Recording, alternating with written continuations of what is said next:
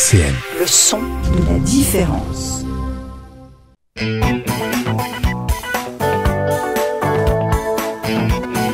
On va pas se raconter d'histoire sur RCN, Philippe Rivet.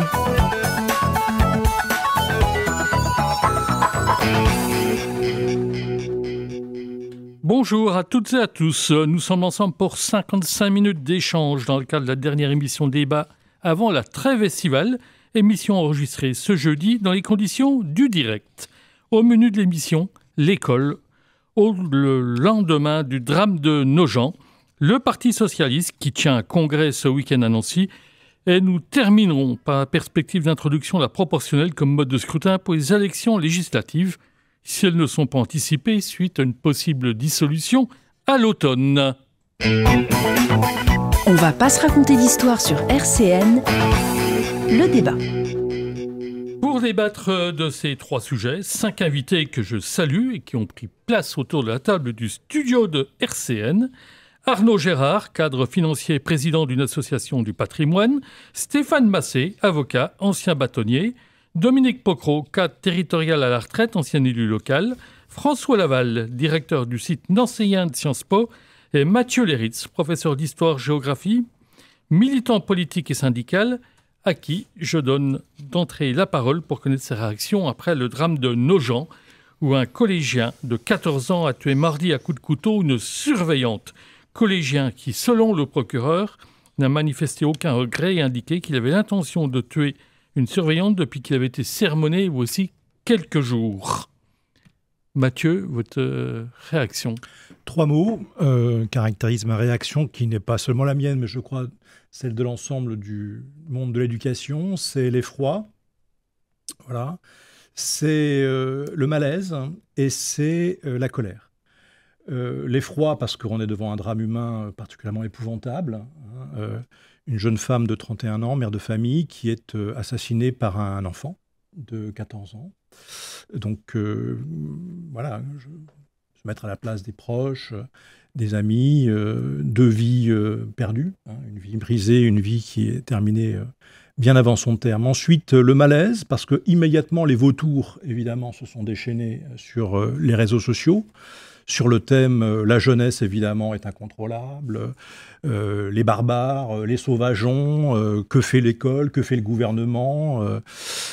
On voit bien que le problème est bien complexe que ça, et a plus à voir avec la question du rapport aux réseaux sociaux que le rapport avec l'école ou avec une certaine jeunesse. Que n'aurait-on pas dit, d'ailleurs, je le dis ici carrément, si cet enfant avait eu un prénom arabe, qu'est-ce qu'on aurait entendu, hein, je vous laisse imaginer. Et puis la colère, parce que cet enfant aurait dû être pris en charge par des services de l'éducation nationale adéquats. Ils existent. Ça s'appelle les psychologues scolaires, des médecins scolaires. C'est toute la question de la prévention, effectivement, à l'éducation nationale. L'éducation nationale qui est sacrifiée depuis des années. On parle beaucoup des professeurs, bien sûr, mais on ne parle pas assez des autres personnels. Or, c'est tout un monde éducatif qui fait de l'enfant un élève et de l'élève un adulte et un citoyen.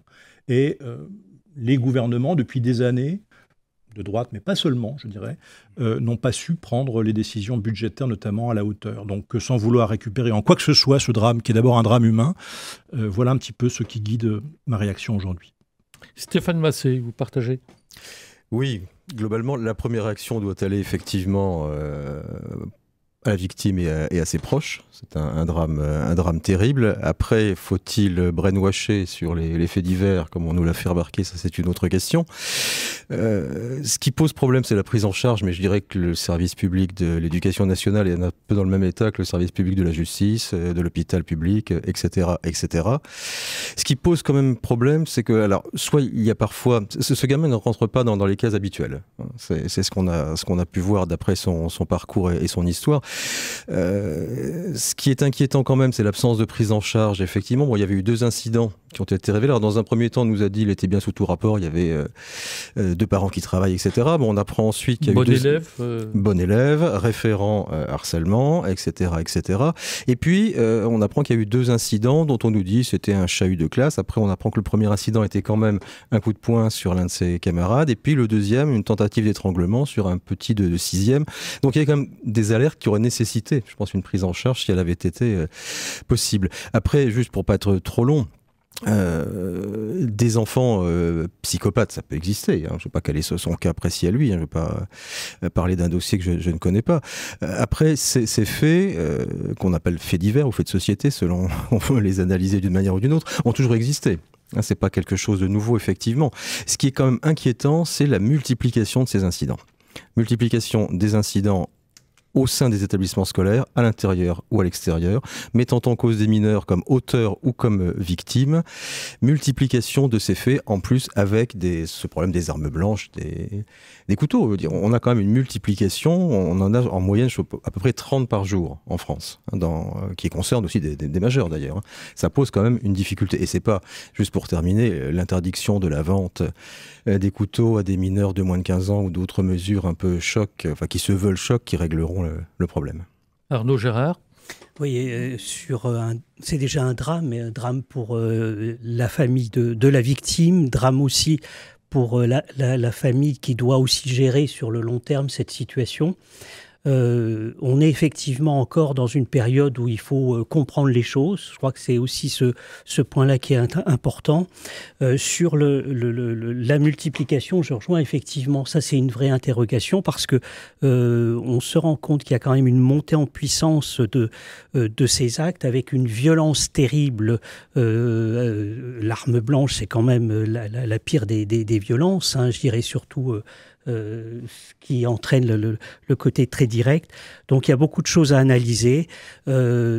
Encore une fois, il y a des alertes qui ne sont pas suivies, qui ne sont pas des tilts importants ou qui sont trop négligés.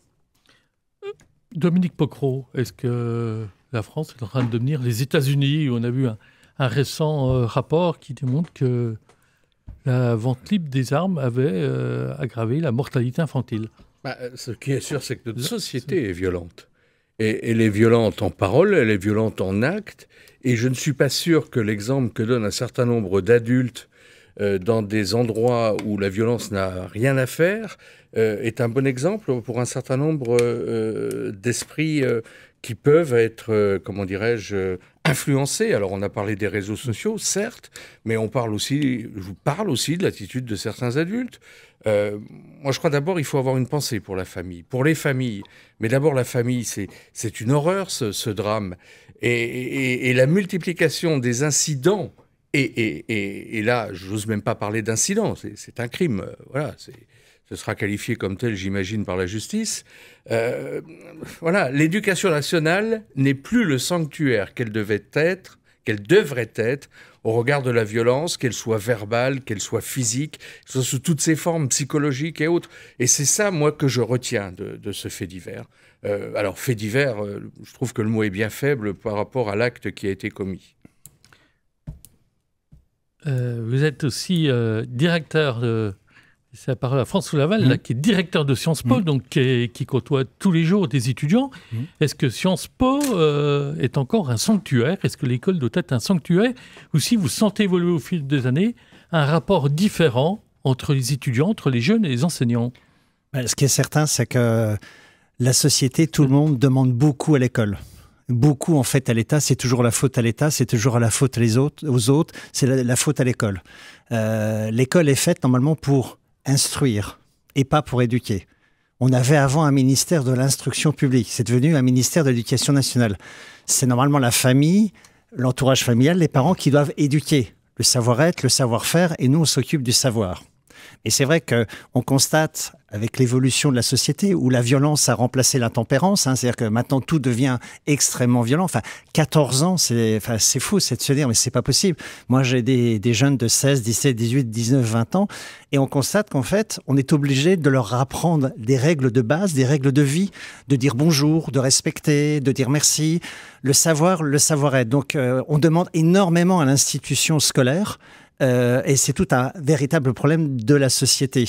Donc, alors, est-ce qu'il y aurait plus de budget? Est-ce qu'il y aurait plus de personnel? Est-ce que ça réglerait le problème? Je pense que c'est un problème beaucoup plus grave de notre société qui est en train de basculer dans une ère de violence. Et maintenant, on nous parle beaucoup, et c'est très médiatisé, de la santé mentale. Enfin, c'est devenu quelque chose, on dit, toute la jeunesse est atteinte de santé mentale, maintenant les sportifs, tout le monde, il faudrait qu'en fait on ait des psychologues pour tout le monde. Mais l'argument est sorti par l'avocat du jeune meurtrier présumé. Bon, il est dans son rôle pour dire ça, mais effectivement... Et donc, c'est des règles de vie en communauté qu'il faut leur apprendre, et les règles du respect.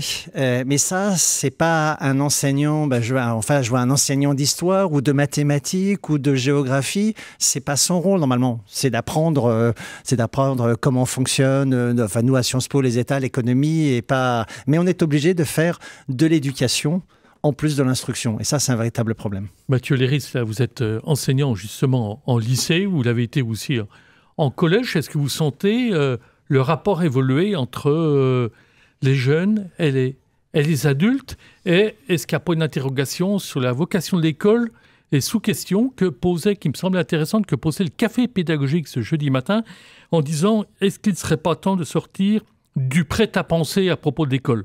Est-ce qu'on a un peu tout essayé, des solutions bonnes, moins bonnes? Est-ce qu'il n'est pas temps de réfléchir à autre chose? Ou, pour reprendre l'expression de François Laval, l'école n'est-elle pas là déjà pour instruire, former les citoyens de demain, ce qu'on a un peu oublié?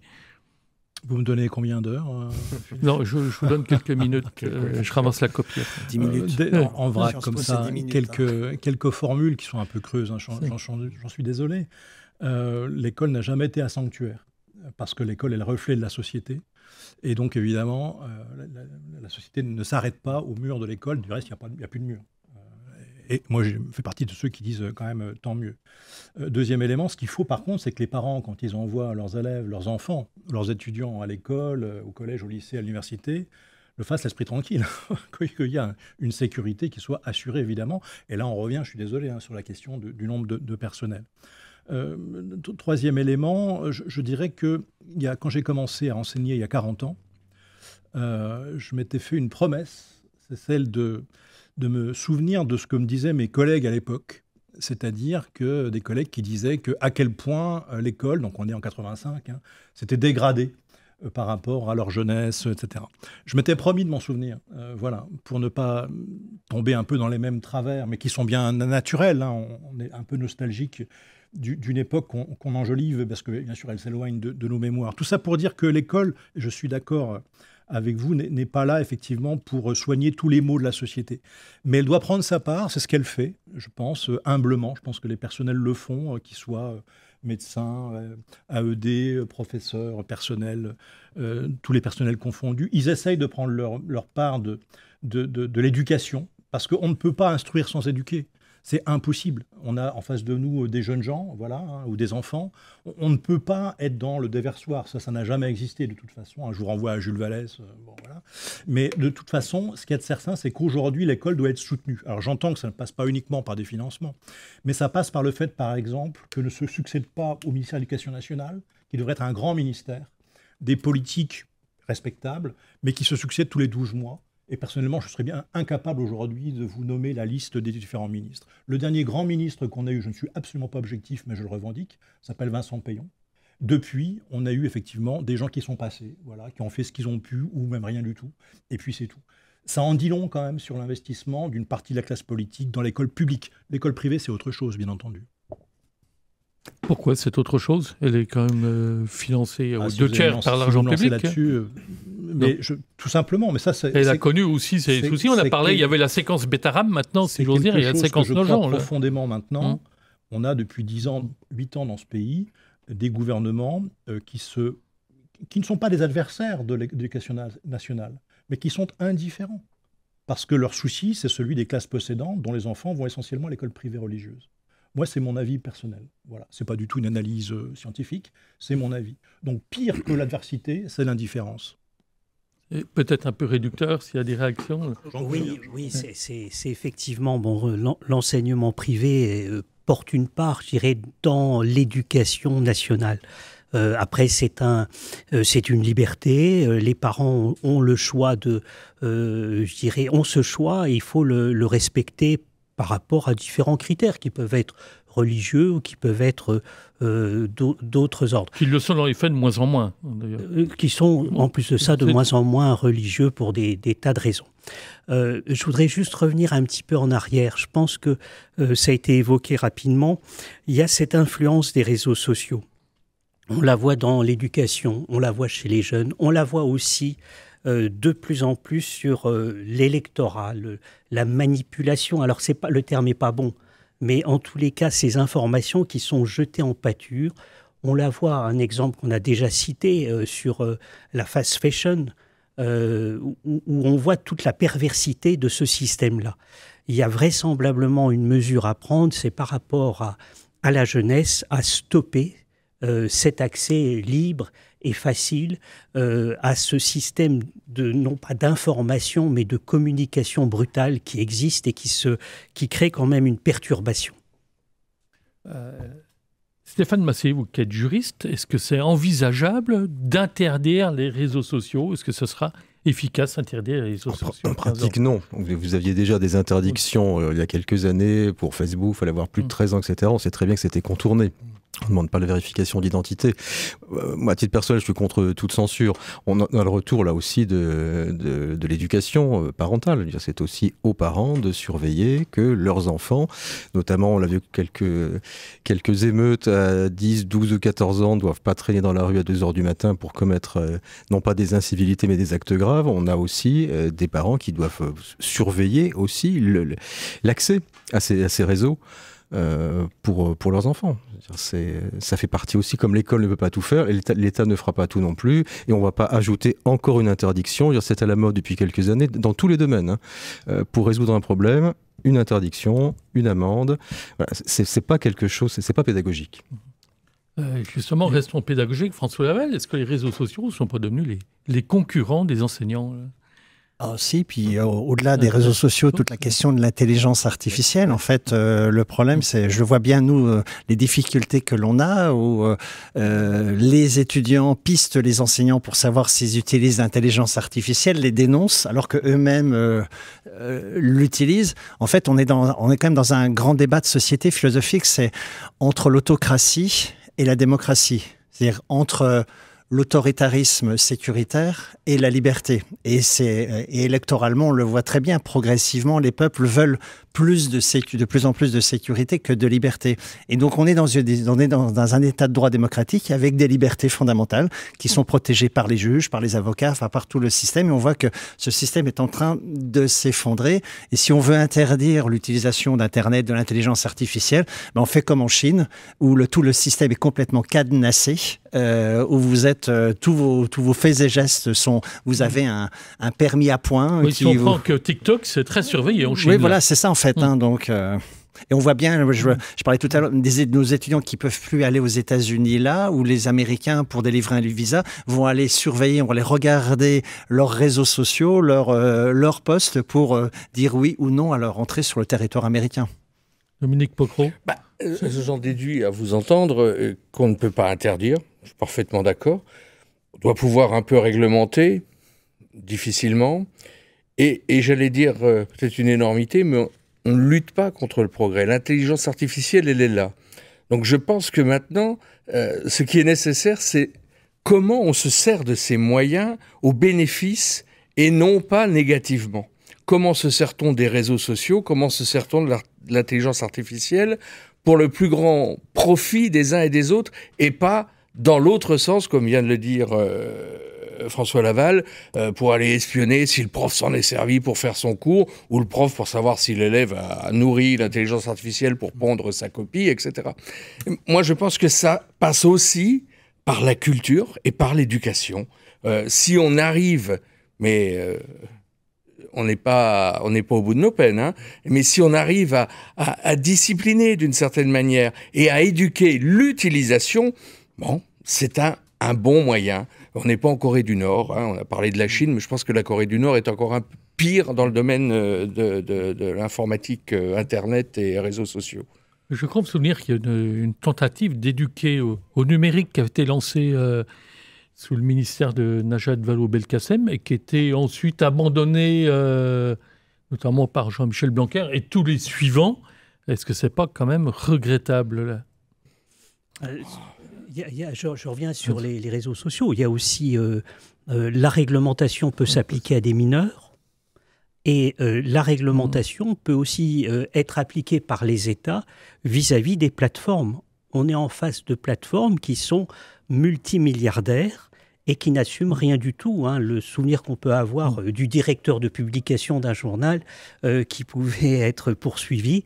Bon, là, on a dépassé toutes les bornes. Il peut être poursuivi comme auteur principal et le journaliste comme complice. Donc voilà. il y a une responsabilité et là, énorme. il y a sans doute sur ces questions des plateformes, et on le voit bien, que ce soit TikTok ou que ce soit Telegram ou que ce soit Facebook, etc., ce sont des groupes qui sont très puissants, qui sont devenus des États. L'Union européenne a essayé de faire quelque chose. Il peut y avoir aussi une réglementation par rapport aux jeunes. Et je rappelle qu'il y a quand même un mouvement qui se développe de la part des jeunes parents d'éviter les écrans. Et ça, c'est quelque chose de très positif, d'attendre plutôt que quelques années, éventuellement 10 ans et plus, pour pouvoir regarder les écrans. C'est peut-être un changement qui se fait tout seul de la part des jeunes parents et qui est positif. Donc c'est évidemment pour aujourd'hui qu'on proposera les solutions miracles. On a senti que chacun essaie de chercher et d'apaiser un peu les choses dans les relations. On sait c'est parfois compliqué aussi avec les parents, qui deviennent de plus en plus des parents consommateurs. Si certains souhaitent réagir là-dessus, sinon on va passer... Le souci, c'est qu'il n'y a pas d'école pour être parent. Pour avoir une voiture, il faut passer le code de la route, passer le permis. Il y a un certain nombre de respect de règles.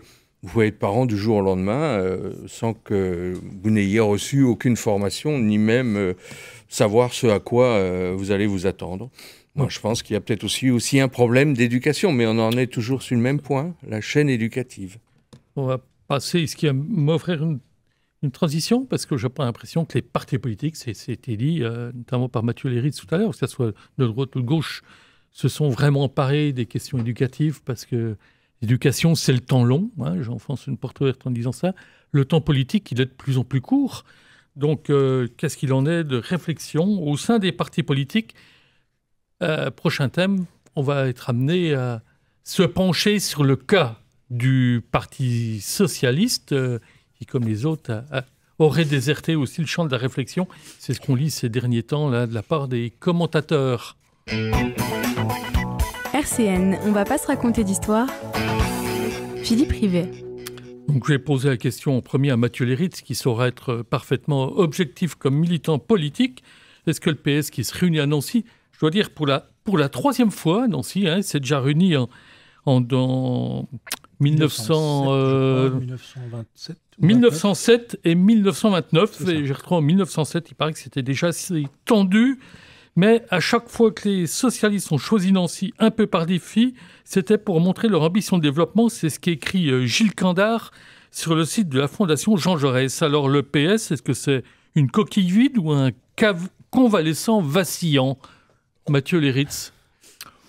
Écoutez, il y a un morceau de la coquille qui est devant vous, donc je me doute bien d'ailleurs que vous attendez avec impatience mes commentaires sur l'état du Parti socialiste, parce que c'est curieux comme les atmosphères se créent. C'est assez curieux. Et il y a aujourd'hui une atmosphère pour dézinguer le Parti socialiste. Et alors de tous côtés. Il y a une sorte de consensus mou, enthousiaste. Voilà. Donc voilà un parti qui a survécu au quinquennat Hollande, qui a survécu à la France insoumise, qui a 40 000 adhérents, qui en avait 200 000 dans les années 2000 et 90 000 quand Olivier Faure a pris le manche en 2018. Alors, je suis bien placé pour savoir que ces chiffres sont à prendre avec pincette. La France n'a jamais été un pays de parti de masse, sauf le Parti communiste, des années 50 aux années 70. Mais le Parti socialiste n'a jamais été un parti de masse, sauf dans le Pas-de-Calais et dans les Bouches-du-Rhône. Et je suis assez bien placé pour savoir qu'à Nancy, par exemple, le Parti socialiste aujourd'hui est bien plus influent et puissant qu'il ne l'a été il y a 30 ou 40 ans. Mais bon, un exemple ne fait pas une généralité. Donc voilà un parti qui fonctionne de façon démocratique. Alors il y a eu effectivement 23 000 adhérents qui ont voté, c'est peu. Mais si on se compare, effectivement, on se console. Au Parti communiste, il n'y en a pas beaucoup. Aux écologistes, je crois qu'ils étaient 10 000. Et les filles, on ne vote pas. Alors j'entends bien qu'il y a eu 100 000 clics pour les Républicains. Est-ce que ça en fait des adhérents et des militants? Certainement pas. Donc je m'en félicite pas, si vous voulez. Mais il y a un climat, il est de bon ton maintenant, mais c'est bien. Ça veut dire qu'on est redevenu un objet, y compris d'attaque, ce qu'on n'était même plus à la fin du quinquennat Hollande.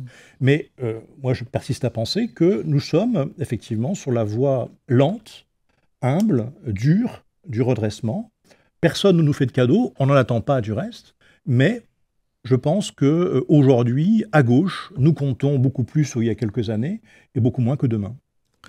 François Laval, est-ce que le PS peut être encore un objet d'étude pour un politologue là? Oui, mais alors je permettrai de réagir à un mot.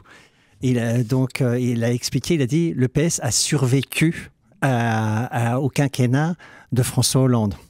Là est résumé en fait tout le problème du Parti socialiste, puisque le Parti socialiste, comme les partis de gouvernement maintenant, on le voit avec LR, en fait, le drame, c'est quand il gère. C'est-à-dire que quand il est dans l'opposition, il a des idées, de très belles idées, et puis après, quand vous arrivez au pouvoir, vous êtes confronté aux réalités. Et là, en fait, c'est de la déception. On passe du rêve à la déception. Et on le voit bien, l'expérience François Mitterrand, ça s'est terminé de manière catastrophique en 1993 avec une défaite historique aux élections législatives. Il y avait d'autres raisons aussi, là. Pardon ? Il y avait d'autres raisons. Non, mais oui, mais voilà, mais je veux dire, c'est un moment... parce qu'en fait, l'idée, en fait, historiquement, puisque j'ai un historien en face de moi, c'est comme par rapport au Front populaire, c'est la gauche venait pour changer, pour faire les grandes réformes, et pas pour gérer, pas pour rester. Et puis après, repartait dans l'opposition, retrouvait des idées nouvelles, un nouveau programme, et reprenait le pouvoir, les appliquait. Et après, François Mitterrand lui a décidé qu'en fait, le Parti socialiste devait gérer, donc rester longtemps au pouvoir. C'est le tournant de 1983, etc.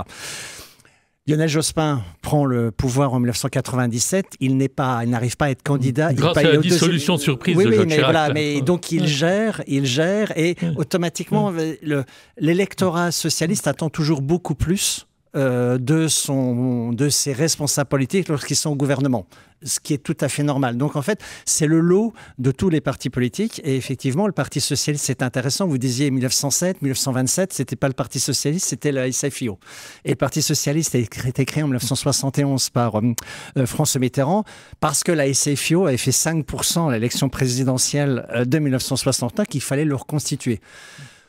On n'en était pas très loin avec Benoît Hamon en 2017 avec 6%. Là, avec Anne Hidalgo, c'était moins de 2%. C'est vrai que c'est l'accident industriel. Et ce qui est intéressant à analyser, c'est qu'en fait, le Parti socialiste s'est créé avec François Mitterrand pour affaiblir le Parti communiste et à finalement manger le Parti communiste. Et là, face au Parti socialiste, vous avez un ténor qui s'appelle Jean-Luc Mélenchon, qui a un discours qui est écouté parce que violent, refusant tout compromis. Et le problème, c'est que pour pouvoir exister dans la Ve République, il faut une personnalité qui donne l'impression qu'elle pourrait être présidente, assurer la présidence de la République. Et là, le Parti socialiste n'en a pas. Parce qu'avec Olivier Faure, effectivement, ils sont mangés NUPES, NFP. Donc c'est vrai que c'est intéressant de savoir comment ils vont arriver à s'en sortir pour retrouver une personnalité et après des idées. D'autant plus que vous allez voir le congrès du Parti socialiste, mais de l'autre côté, vous avez l'ancien président de la République, François Hollande, qui mène son petit bout de chemin, puis avec son ancien Premier ministre. Donc c'est vrai que c'est extrêmement compliqué pour le Parti socialiste. Qui lui n'est plus au PS. Oui. Et vous savez comment les journalistes se sont taquins. Vous parliez du Parti communiste. Moi, je suis allé voir...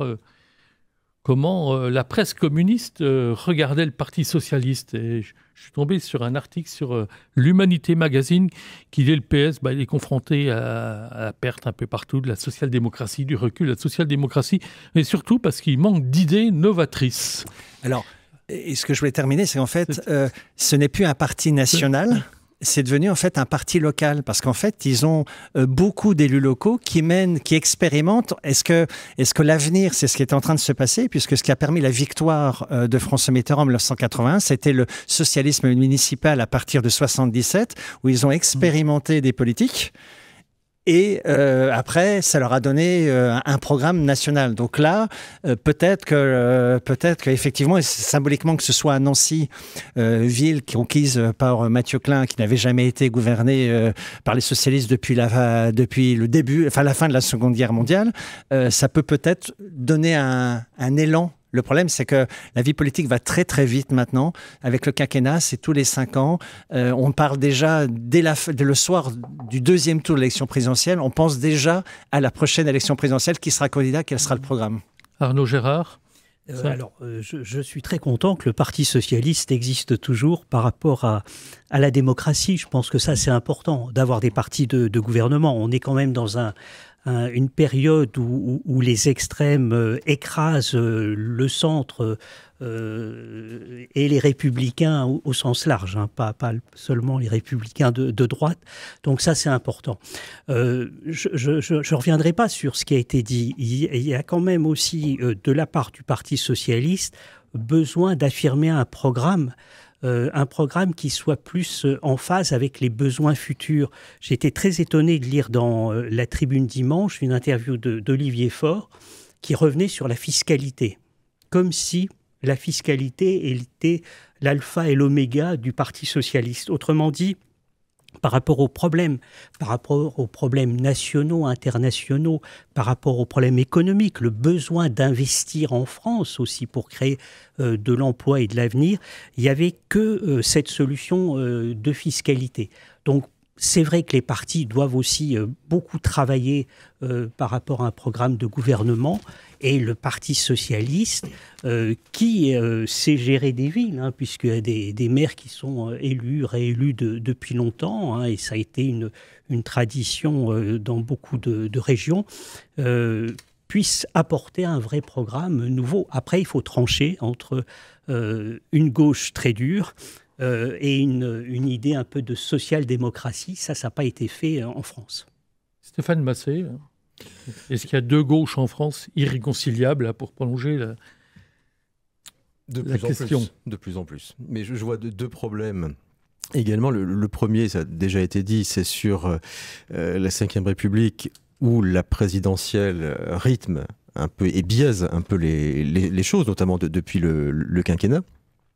Et c'est vrai que c'était une catastrophe. Comment ce parti historique, alors est-ce que c'est un problème de programme, j'y reviendrai, est-ce que c'est un problème de choix du candidat, de la candidate, mais moins de 2%, 1,7% je crois pour Anne Hidalgo, c'est quelque chose, on ne peut pas passer sous silence. Remarquez, LR n'a pas fait beaucoup mieux, Valérie Pécresse, on était à moins de 5% je crois, parce qu'il y avait un problème de remboursement.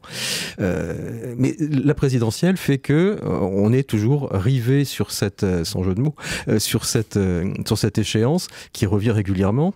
Et on a du mal, on attend toujours l'homme ou la femme providentielle. Hein, ça, c'est le côté monarchique peut-être de la France. Le deuxième problème aussi, c'est que le Parti socialiste, mais encore une fois, il n'est pas le seul, c'est un peu déconnecté quand même aussi de son électorat et de sa base.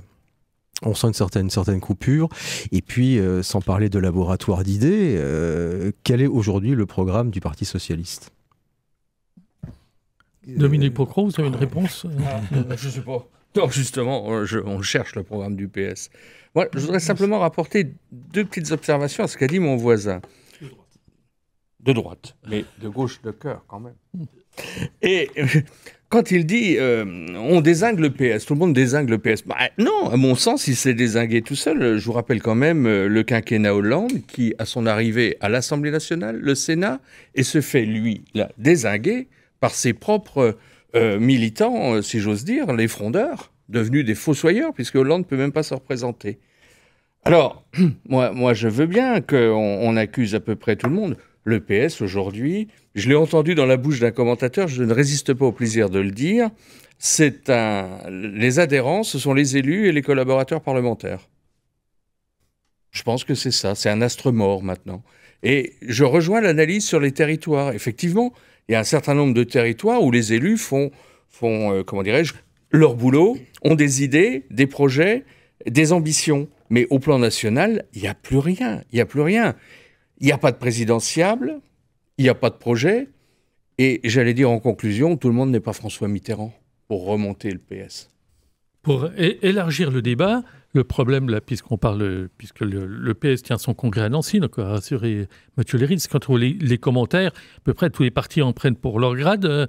Il y a même une mauvaise langue qui a dit, de toute façon, on ne va pas se poser la question pour LR. LR, c'est le programme du Front National, donc ils n'ont pas de problème. Donc, ce qui est peut-être réducteur, d'ailleurs, mais pour le PS, justement, tout le monde cherche le programme, mais est-ce que ce n'est pas le cas pour tous les partis, en sachant que les partis ont depuis longtemps externalisé leurs réflexions dans des think tanks?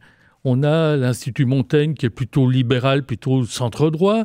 On a la Fondation Jean Jaurès qui est plutôt de centre-gauche.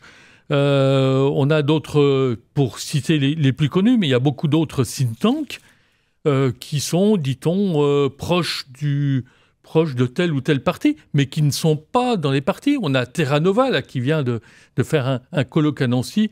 Terra Nova, d'ailleurs, qui avait conseillé à une époque au Parti socialiste de plus s'intéresser aux classes populaires. Est-ce que ça vous fait réagir ou là-dessus, Mathieu Léritz? Ah oui, j'écoute avec intérêt tout ce qui se dit sur mon parti. Mais est-ce qu'il n'y a pas un risque, j'allais dire, cette externalisation, est-ce que ça n'a pas vidé la substance des partis tous les partis avaient les différents courants, les luttes de courant PS, c'était connu, mais une certaine émulation, aussi bien qu'on trouvait dans les partis de gouvernement. Ce que je voulais dire, c'est que il y a la réalité, il y a la représentation de la réalité. Maintenant, il est de bon ton de dire que le Parti socialiste ne travaille pas. Alors, sur quels éléments concrets, on ne sait pas. Tout le travail interne qui est fait, tout ce qui se passe au niveau des municipalités, ça a été rappelé, mais aussi les départements, voire de régions, ça n'intéresse pas grand monde, mais ça nous intéresse, nous. Et de ce travail qui va se poursuivre, parce qu'effectivement, l'objectif, depuis des années, c'était, je le répète, de survivre. Et ce n'était pas évident. Et nous avons survécu. Et aujourd'hui, il y a la phase, effectivement, de remise au travail globalement du parti, de préparation des échéances qui arrivent, effectivement, de refaire du Parti socialiste un parti de masse, parce que c'est vrai que, en tout cas, qui recrute beaucoup plus, et notamment dans les classes populaires que ce n'est le cas aujourd'hui. Je voudrais préciser à mon ex-camarade que je ne suis ni élu ni collaborateur d'élu, et qu'on est quand même nombreux à l'être de ce cas, mais les amoureux et conduits sont les plus rudes envers l'ancienne fiancée, c'est bien connu. Et par ailleurs, le Parti socialiste aujourd'hui est partisan du rassemblement, parce que nous sommes justement contre un autre rassemblement, le Rassemblement national. Et donc Olivier Faure, il porte la ligne de dire la gauche, elle a sa diversité. Il n'y a pas de gauche irréconciliable, pas plus aujourd'hui qu'à notre époque, quand on était jeune, Dominique, le Parti socialiste de François Mitterrand a su s'allier avec le Parti communiste néo-stalinien, qui était l'allié objectif de l'Union soviétique. Aujourd'hui, si vous regardez le programme, je ne parle pas du style de Mélenchon, qui est un style violent qui, à mon avis, est contre-productif à moyen et à long terme, mais le cœur du programme de Mélenchon, c'est un programme social-démocrate. Vous cherchez les nationalisations, cherchez la dictature du prolétariat, vous pourrez toujours chercher, il n'y en a pas. C'est un programme assez modéré, mais porté de façune violente. Il y a quand même des positions sur les relations internationales qui est plutôt discutable. Le Parti communiste, à l'époque, était partisan d'une alliance objective avec le pacte de Varsovie, était contre l'OTAN, mais le Parti socialiste, sauf François Mitterrand, mais si tu t'en souviens, le Parti socialiste avait une partie importante, justement, contre l'OTAN, y compris Jean-Pierre Chevènement. Donc, on a tendance à idéaliser le passé, mais c'est pas vrai. Il y a toujours eu des différences importantes entre les formations et les sensibilités de gauche, y compris d'ailleurs en 1907, parce que entre Jean Jaurès et puis Vaillant, et Gued, n'en parlons pas, voilà. Et ça a été toujours la force du Parti socialiste, à un moment donné, de faire front contre l'adversaire, le capitalisme, d'où les impôts, comme par exemple Olivier Blanchard, Gabriel Zucman et Jean Pisani-Ferry, qui ne sont pas des révolutionnaires, viennent de prôner effectivement un impôt très important sur les riches, comme quoi, voilà. Et l'ennemi, notre ennemi à nous la gauche, s'appelle le Rassemblement national. On pense que si la gauche ne se rassemble pas, eh bien la seule alternative, ça sera le Rassemblement national. Et nous, on n'en veut pas. Donc, aujourd'hui, comme hier et comme demain, le Parti socialiste, qui n'est plus dominant comme il a été... Est-ce que ça suffit comme seul programme, quand même ? Il va assurer... Mais oui, parce que les réponses à apporter à ceux qui votent le Rassemblement national, c'est notre programme. Et le programme, ça doit être plus d'égalité, plus de sûreté sociale également dans les rues, c'est plus de justice, plus d'équité. C'est ça, la gauche. Ça a toujours été cela. Et c'est pas l'individualisme triomphant qui est porté depuis 10 ans par ce président. Mais est-ce qu'il n'y a pas, justement, vous parlez de la sûreté, est-ce que c'est pas un... Je parle en militant, vous voudrez bien m'en excuser. un thème. Je pense qu'il y aura un peu la contradiction qui sera apportée, enfin le débat, pas forcément. Mais je pose la question à François Laval, est-ce qu'il n'y a pas une grande permanence dans le débat politique? En gros, tout ce qui est régalien, sécurité, c'est plutôt la droite qui s'en occupe. Et tout ce qui est un peu social, sociétal, c'est plutôt la gauche qui aurait plutôt la main. Non, parce que vous voyez, Ségolène Royal, dans sa campagne de 2007, c'était sur un ordre juste, c'était la fierté du drapeau français.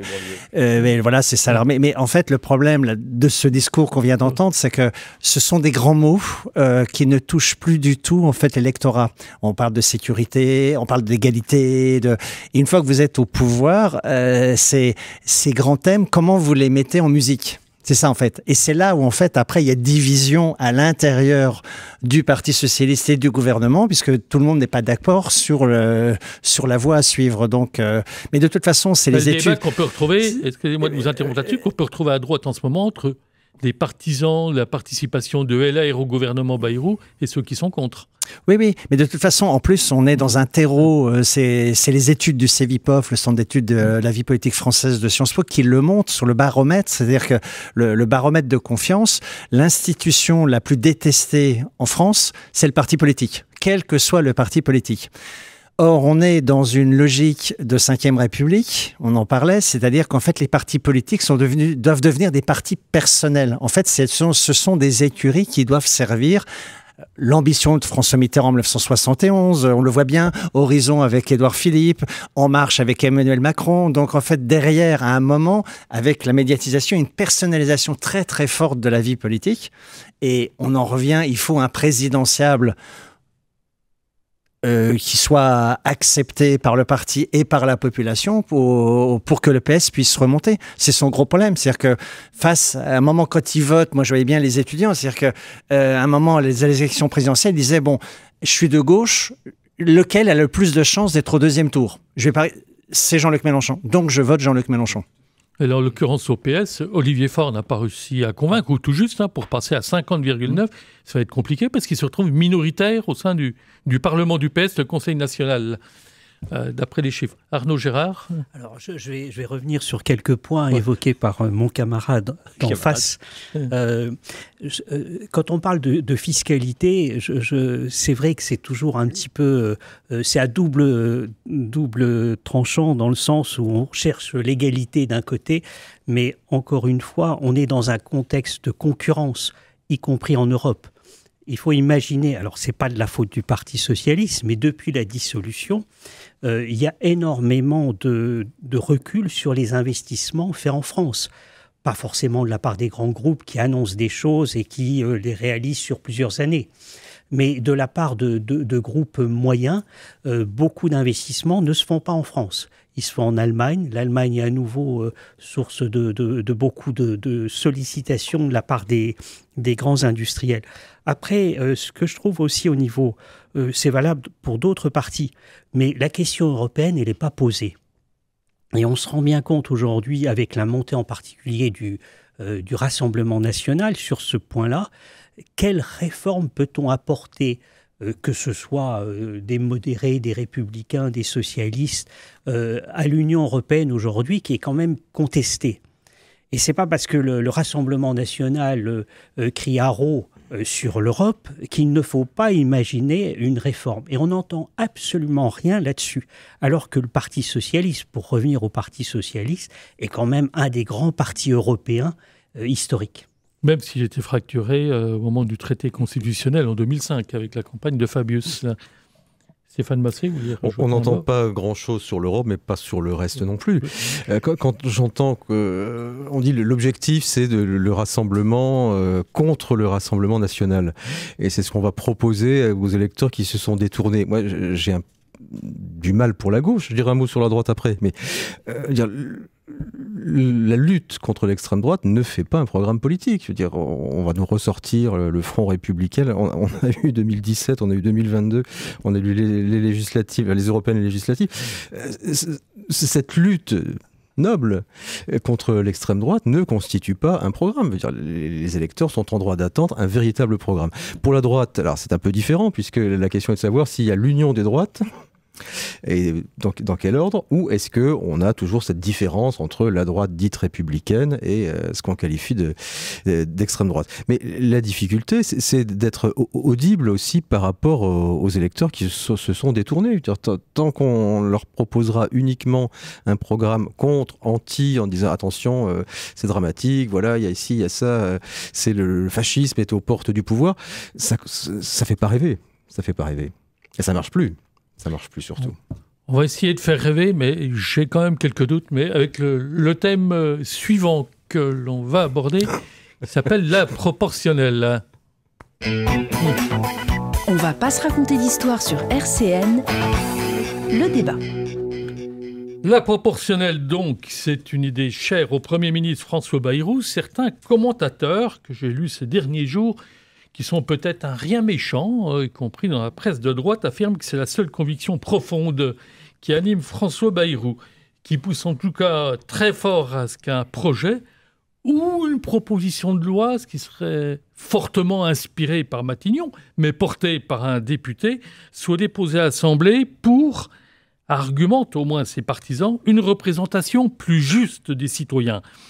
Quand on regarde la situation, on ne peut pas donner tort à Bayrou sur ce point, puisque si on prend qu'un exemple, que j'ai entendu là avant-hier, un député de Lozère, le député de Lozère, puisqu'il n'y a plus qu'un seul député en Lozère, pèse, entre guillemets, un peu moins de 80 000 habitants. Un député d'un département de la couronne parisienne, parfois plus du double. Les opposants à cette réforme, quant à eux, redoutent le retour du régime des partis, même si le rôle de ceux-ci est inscrit dans la Constitution, si je ne me trompe pas. Et il faut savoir en outre de quel proportionnel on parle. Dominique Pocrot. Moi, vous connaissez mon sentiment, je suis formellement opposé. Ou on met la proportionnelle, mais à ce moment-là, on change la Constitution. C'est plus la Ve République, avec le risque d'un retour à la 4e, effectivement. Soit on maintient l'esprit de la 5e, qui a donné les preuves qu'elle fonctionnait bien. Je rappelle quand même les cohabitations. Tout le monde disait « Ah, mais Mitterrand arrive en 81, là. » Mais ça a marché. Et Mitterrand, qui était le plus farouche adversaire en 58, le coup d'État permanent, il s'est coulé dans les habits du monarque présidentiel, disait-on, sans aucune difficulté. Ensuite, il y a eu d'autres cohabitations, 86, 93. Et ironie de l'histoire, Mitterrand est celui qui a duré le plus longtemps. Là, en plus, oui, il a fait 7 ans, 2 fois 7 ans, 14 ans. Donc voilà, il faut qu'on arrête. Voilà, on enlève la proportionnelle, ça fait oublier le déficit, ça fait oublier les problèmes de l'école, ça fait oublier les problèmes de l'industrialisation de la France. Voilà, on amuse la galerie, très clairement, avec la proportionnelle. Moi, j'appelle ça une vraie sottise. Soit on change, et je suis contre, ça c'est l'avis de Mélenchon, la 6e, etc. J'y suis opposé, la 5e me convient parfaitement parce qu'elle a donné les gages de son fonctionnement. Pourquoi revenir au régime des partis avec tout ce qu'on peut entendre et savoir de la 4e, on n'a pas retenu les leçons. 28, 29 gouvernements, 24. Bon, faut quand même... Alors je sais bien, en ce moment, c'est pas la bonne comparaison peut-être. François Laval. Non mais justement, c'est pas une bonne comparaison. Si, c'est une bonne comparaison, puisqu'avec un mode de scrutin majoritaire, c'est comme si on avait fait une proportionnelle. Exactement. Puisqu'en fait, l'Assemblée est divisée en 3. Et en fait, il y a un problème de culture politique française, mais c'est lié à l'esprit de la Ve République. C'est-à-dire qu'on est dans une démocratie majoritaire et pas dans une démocratie de conciliation, de négociation. Ça, c'est pas possible. On le voit très bien. Donc, alors, c'est toujours en matière de mode de scrutin, c'est le choix entre l'équité électorale et l'efficacité gouvernementale. Il faut trouver un mode de scrutin qui mélange équité et efficacité. Pourquoi pas une proportionnelle? Mais dans ce cas-là, avec une prime majoritaire, comme ça se passe. Alors, au municipal, c'est 50%. Ça donne beaucoup de pouvoir à la liste qui l'emporte. Une prime à 25% comme au régional, voilà. Mais ça veut dire qu'il faudrait tout redécouper. Enfin, vous imaginez, ça veut dire qu'en fait, ou alors un mode mixte comme en Allemagne, avec la moitié des députés élus au scrutin majoritaire, la moitié sur des listes. Sauf que ça marchait bien quand il y avait 2 partis et demi, c'est-à-dire la CDU, CSU, SPD et les libéraux. Aujourd'hui, et maintenant, ça marche comme moins ils bien sont avec la 5, 6, PCLFD, et là, quand on voit le nombre de partis politiques qu'il y a à l'Assemblée nationale, ce serait une proportionnelle intégrale, ce serait catastrophique politiquement. Stéphane Massé. Alors pour prendre le contre-pied total, notamment de Dominique Pocro, moi je suis pour une proportionnelle intégrale nationale, parce que c'est le système le plus juste. Alors on nous dit instabilité, effectivement on voit que le scrutin majoritaire uninominal à 2 tours aujourd'hui ne nous préserve pas du tout de l'instabilité qu'on connaît depuis quelques mois. On a eu l'expérience en 86, où alors c'était une proportionnelle qui n'était pas nationale, mais c'était départemental. C'était départemental, mais c'était un scrutin proportionnel. On n'a pas eu d'instabilité politique. Je veux dire, la Ve République est compatible avec... On a une cohabitation. La Ve République est compatible avec ce... Je peux me permettre, la majorité était très juste. En 86, elle était à 4 sièges, je crois. Et alors ? Moi, je l'ai vécu de l'intérieur. Il faut quand même rappeler qui fait l'élection. Ce sont les partis. C'est Paris qui désigne les candidats. C'est plus des candidats du terroir ou du territoire. Faut aussi le dire, ce sont les partis qui désignent. Ça reste un système représentatif. On n'a pas de modèle idéal, de toute façon. Aucun n'est complètement satisfaisant. On a pris l'exemple de l'Allemagne, mais c'était historique aussi. Ça pose des difficultés aujourd'hui. Voilà, c'est quelque chose qui n'est pas incompatible. Et puis alors, on a des... Ou alors un scrutin uninominal à un tour, majoritaire à un tour, pour éviter les... Comme en Angleterre, hein. Oui, les accords et les bidouillages entre le premier et le second tour. Actuellement, les oppositions aussi sont assez conjoncturelles et intéressées. Je veux dire, si LR, notamment le ministre de l'Intérieur Bruno Retailleau, est contre, vent debout la proportionnelle, c'est aussi parce que LR faisant 5%, ils vont se retrouver avec quelques députés. Il ne faut pas perdre de vue ça aussi. Arnaud Gérard ? Alors, est-ce que la proportionnelle serait une réponse à tous nos maux dans la démocratie en prenant le premier biais, un peu de proportionnelle, c'est une représentation mathématique de tout l'électorat. Est-ce que ça suffirait ? On a bien vu que les élections mettaient de la proportionnelle et créaient une difficulté. Je reste quand même sur l'idée que c'est un débat assez politique, dans le sens un peu péjoratif du terme. Alors politicien aujourd'hui, pour pouvoir avancer sur la durée du gouvernement. Ça semble dans cet état d'esprit. Sur le fond, il faudrait quand même... faire des modifications. On a quand même une constitution qui a été largement modifiée avec le passage au quinquennat. Est-ce que c'est quelque chose qui doit être gravé dans le marbre et on rajoute encore une autre couche avec la proportionnelle ?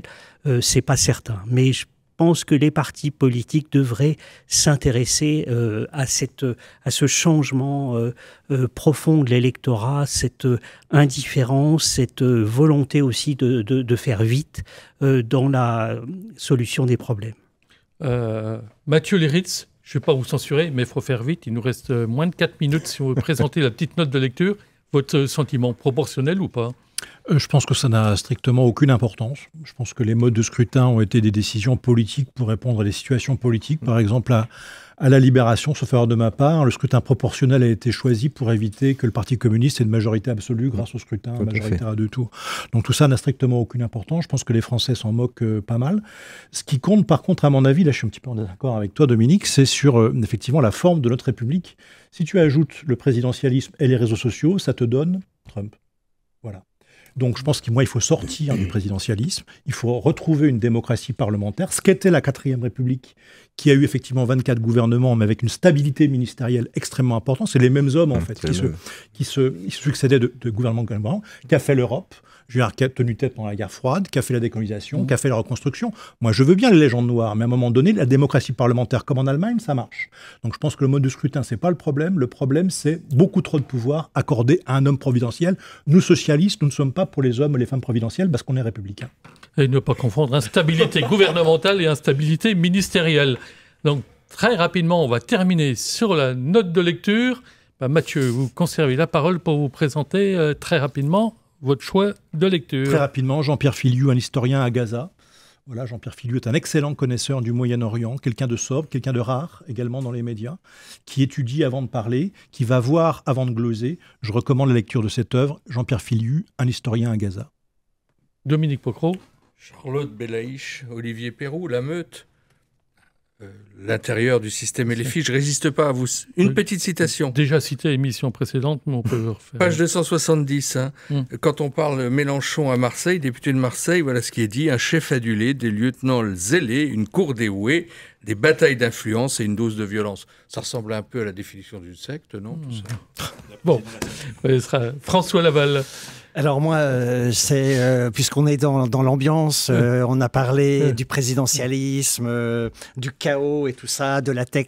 C'est le livre L'heure des prédateurs de Giuliano De Empoli, qui a été diplomate, qui est conseiller politique. Enfin, franchement, sur justement comment des autocrates utilisent les nouvelles technologies pour assurer le chaos à leur profit. Et donc, ça me permet de rebondir en me disant, il faudrait que je relise 1984 de George Orwell avec Big Brother qui contrôle tout. Arnaud Gérard. Alors moi, je vais changer complètement de sujet. C'est une biographie de Céline Arnaud, la dadaïste oubliée, par Yulia Dondorici. C'est très bien écrit. C'est en fait sur une femme de lettres de la période Dada, puis surréaliste, qui était assez indépendante, mais qui a été complètement gommée de son vivant par un certain nombre de grands personnages que l'on connaît, comme André Breton ou Tristan Tzara. C'est très intéressant à la fois sur la place des femmes dans les couples où il y a le mari écrivain ou mari artiste, donc quelle est la place, et ça permet aussi de survoler toute une période importante de notre histoire. Stéphane Basset. Raphaël Dehan, jeune écrivain, ancien élève de l'école normale supérieure et de l'ENA, agrégé de lettres classiques. C'est faire de la France une démocratie, c'est un petit opuscule qui se lit très bien, qui remet un peu au goût du jour le référendum et les éléments de démocratie directe.